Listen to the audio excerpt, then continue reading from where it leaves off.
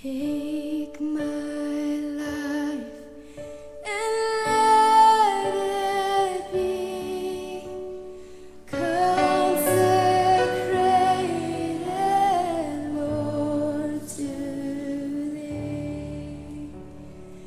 Take my hands and let them move, and the apples of Thy love, and the apples of Thy love. Hola, soy Caleb Andrade. Te invito a que me acompañes a meditar en la palabra de Dios en estos 21 días de ayuno y oración. El tema de la meditación de este día es el Evangelio y el justo juicio de Dios, parte 1.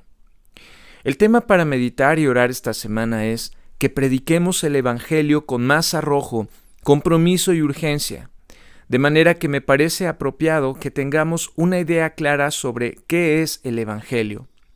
Las meditaciones de esta semana tienen como propósito motivarnos a tener un conocimiento más preciso sobre las verdades del Evangelio y de este modo tener una base más firme para la práctica de la predicación del Evangelio.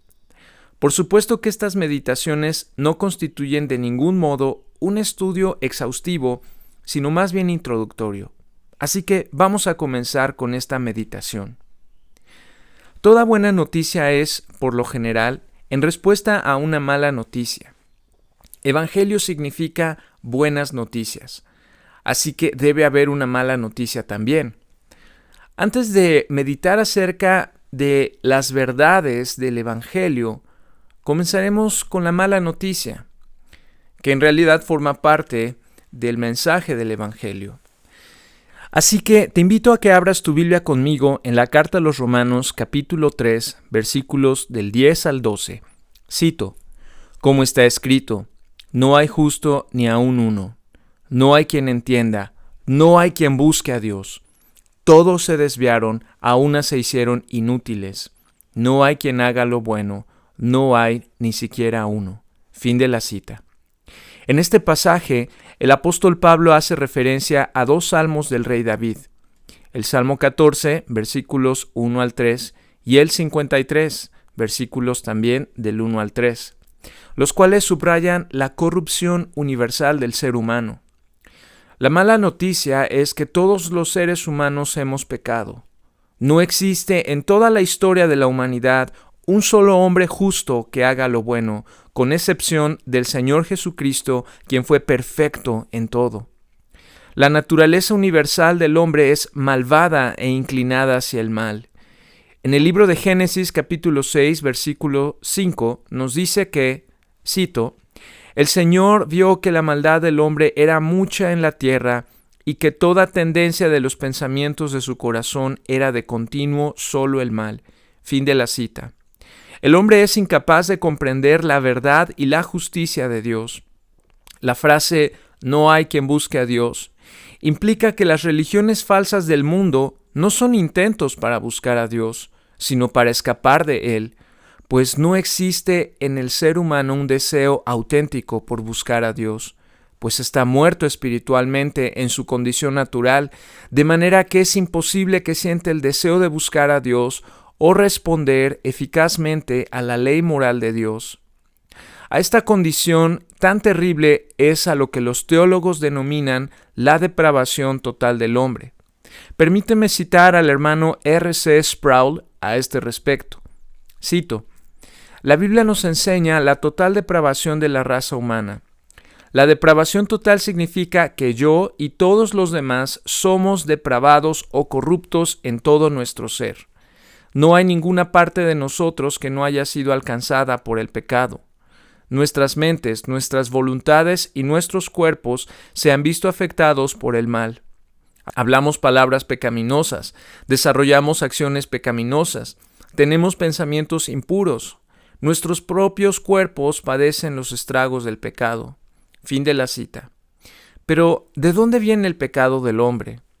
La respuesta a esta interrogante nos la da el apóstol Pablo en el capítulo 5 de la misma carta a los Romanos en el versículo 12. Cito: Por tanto, como el pecado entró en el mundo por un hombre, y por el pecado la muerte, así la muerte pasó a todos los hombres por cuanto todos pecaron. Fin de la cita. Esta frase habla acerca de las consecuencias catastróficas de la desobediencia de Adán en el huerto del Edén, registrada en el capítulo 3 del libro de Génesis. Esto es lo que se conoce como el pecado original, es decir, como consecuencia de la desobediencia de Adán, todos los seres humanos llegamos al mundo con una naturaleza caída, que significa que nuestro corazón trae un registro de tendencias, deseos y disposiciones pecaminosas desde el momento en que nacemos. Como lo expresó David en el Salmo 51, versículo 5, cito: «He aquí, en maldad he nacido, y en pecado me concibió mi madre». Fin de la cita.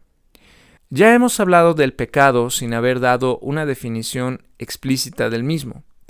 La definición más concisa que me viene a la mente es esta: el pecado es todo acto de rebelión o desobediencia a la ley moral de Dios. Al escuchar estas palabras, quizá alguno quiera argumentar: bueno, entonces el pecado solo aplica a aquellos que conocen las Escrituras. Es verdad que las Escrituras nos enseñan de una manera explícita acerca de la ley moral de Dios, lo cual implica que aquellas personas que hayan conocido las Escrituras y de todos modos hayan llevado una vida de pecado, recibirán un castigo más severo.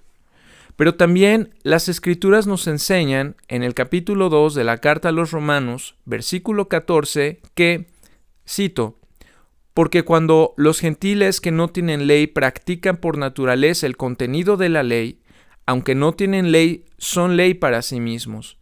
Ellos muestran la obra de la ley escrita en su corazón, mientras que su conciencia concuerda en su testimonio, y sus razonamientos se acusan o se excusan unos a otros». Fin de la cita. De manera que Dios ha puesto un testimonio de su ley en el corazón de todo ser humano, de modo que nadie tiene excusa. La consecuencia de esta condición tan terrible y catastrófica del ser humano se encuentra resumida en esta frase del apóstol Pablo en el capítulo 3, versículo 23 de la carta a los Romanos. Cito: «Por cuanto todos pecaron y están destituidos de la gloria de Dios». El justo juicio de Dios demanda que todo ser humano sea castigado de una manera perfecta. Este castigo tiene dos componentes. La primera es que les será imposible disfrutar de la gloria de Dios, y la segunda es que serán atormentados por la eternidad en un lugar llamado infierno, de lo cual hablaremos más el día de mañana. Que el Señor te bendiga.